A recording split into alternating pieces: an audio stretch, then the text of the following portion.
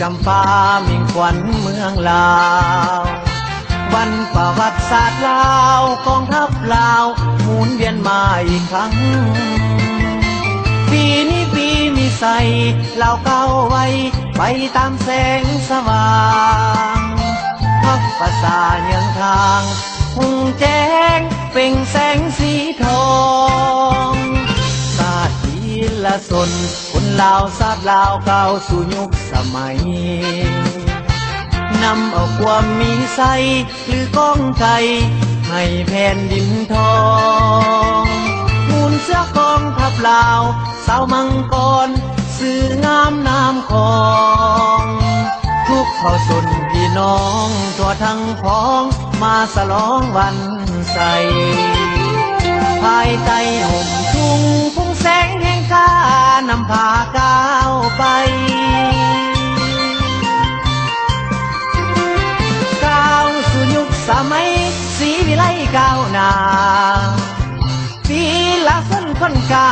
คนจำปาทานล้วนแต่เป็นลูกหลานคนลาวยุคใหม่ปีนี้ปีมีใสคนลาวทั้งศาสตร์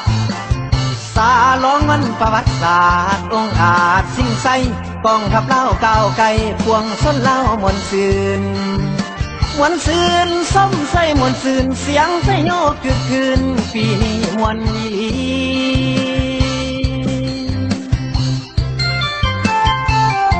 กองดังกังวานแคนลาวประสานกับเสียงดนตรี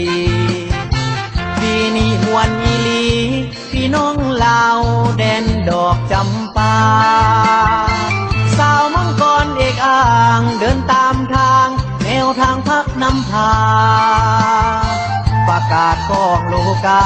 กองทัพลาวชาติพีละสน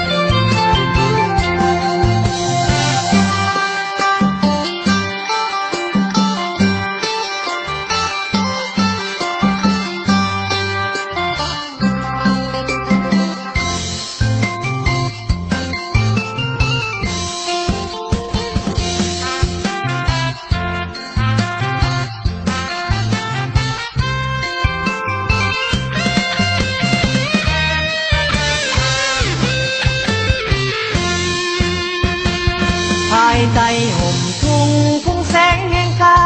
นำพาก้าวไปก้าวสู่ยุคสมัยศรีวิไลก้าวหน้า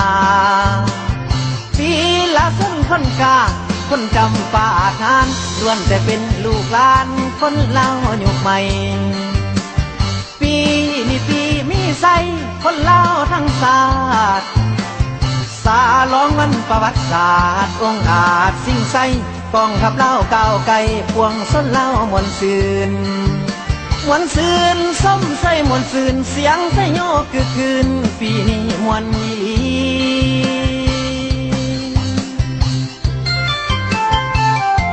กองดังกังวานแคนลาวประสานกับเสียงดนตรีปีนี้มวลอีลีพี่น้องลาวแดนดอกจำปาสาวมังกรเอกอ่างเดินตามทางแนวทางพักนำพาประกาศกองโลกากองทัพลาวชาติพีละสนประกาศกองโลกากองทัพลาวชาติพีละสน